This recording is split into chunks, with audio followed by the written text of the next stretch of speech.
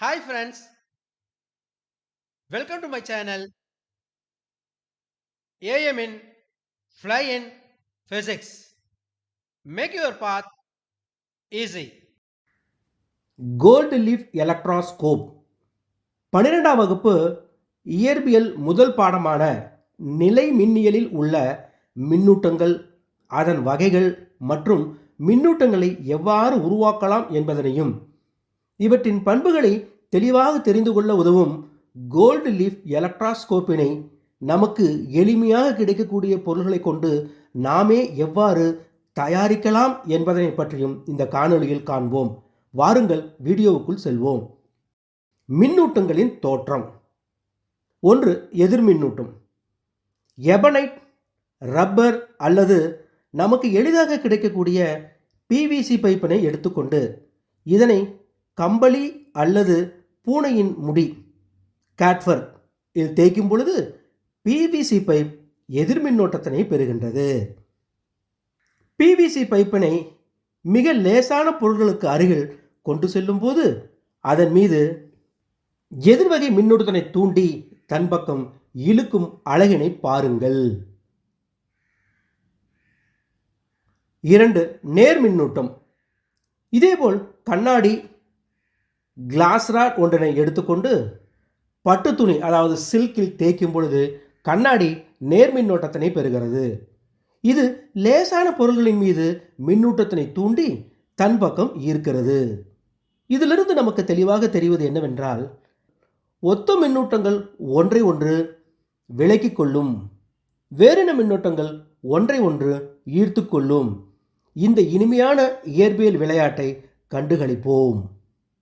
மேலும் நமக்கு எளிமையாக கிடைக்கக்கூடிய பொருட்களை கொண்டு கோல்டு லீஃப் எலக்ட்ராஸ்கோப்பினை வடிவமைக்க தேவையான பொருட்கள், செய்முறை மற்றும் வேலை செய்யும் விதத்தினை ஒன்றன் பின் ஒன்றாக நாம் தற்பொழுது காண்போம். கோல்டு லீஃப் எலக்ட்ராஸ்கோப்பினை செய்வதற்கு தேவையான பொருட்கள்: ஒரு கண்டெய்னர், கிளாஸ் ராட்,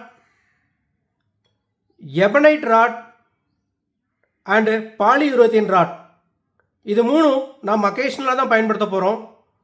இதுக்கு பதிலாக நம்ம எளிதாக கிடைக்கக்கூடிய இந்த பிவிசி பைப்பை பயன்படுத்திக்கலாம். அதுக்கப்புறம் சில்க் கிளாத், பட்டு துணி. அடுத்தது ஃபர், அதாவது கம்பளி துணி. Needle, aluminium foil. இதை ஒவ்வொன்றையும் எப்படி நம்ம ப்ரிப்பேர் பண்ணுறது அப்படிங்கிறத ஒன் பை ஒன் பார்க்கலாம். இந்த கண்டெய்னரோட மூடி எடுத்துக்கிட்டு இதில் இந்த கண்டக்டிங் ராட் வந்து உள்ளே போகிற மாதிரி இதில் ஒரு ஹோல்ஸை நம்ம போட்டுப்போம். இந்த ஹோல்ஸில் இந்த கண்டக்டிங் ராடை நாம் இப்படி இன்சர்ட் பண்ணிக்கணும். இதன் பின்னர் தெர்மோகோல் ஒன்றினை இந்த வடிவத்தில் தயார் செய்து கொண்டு அதனை இந்த கண்டக்டிங் ராடின் உள்ளே சொருகி இதனை இந்த பாட்டிலின் மேல் பகுதியில் பொருந்துமாறு அமைத்து கொள்ள வேண்டும்.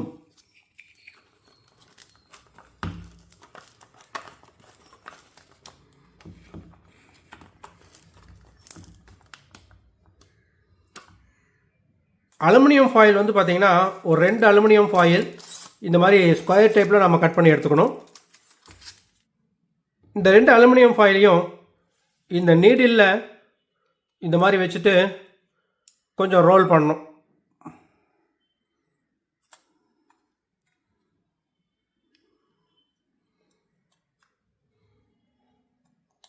ரெண்டையும் நம்ம ரோல் பண்ணி எடுத்துக்கலாம். ஒரு வயர் எடுத்துட்டு அதை இந்த ஹோலில் நல்லா நம்ம ரோல் பண்ணணும். இந்த 2 வயரையும் நாம் இது போல் மடிச்சுக்கணும். இது போல் மடிச்சுட்டு முன்னமே நம்ம ஃபோல்டு பண்ணி வச்சுருக்கக்கூடிய இந்த அலுமினியம் ஃபாயிலை நாம் இதில் இன்சர்ட் பண்ணிடலாம்.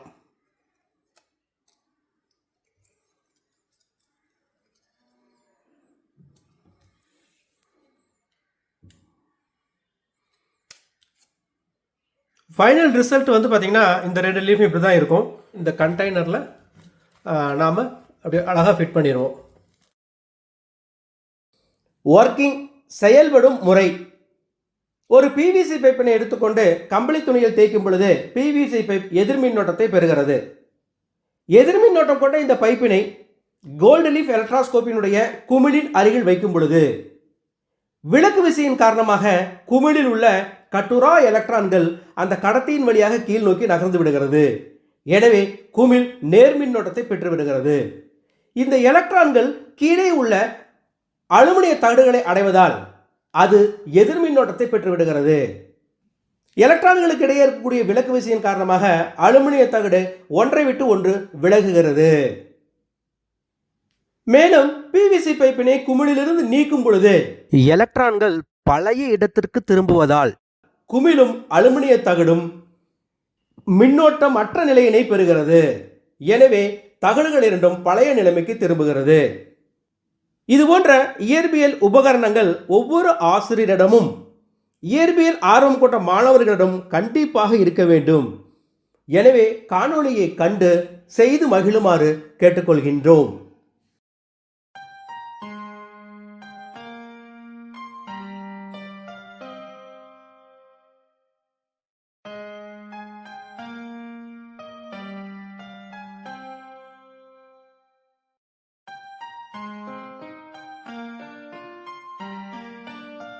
இந்த வீடியோ உங்களுக்கு பிடிச்சிருந்ததுன்னா லைக் பண்ணுங்க, சப்ஸ்கிரைப் பண்ணுங்க, உங்க ஃப்ரெண்ட்ஸுங்களுக்கு ஷேர் பண்ணுங்க.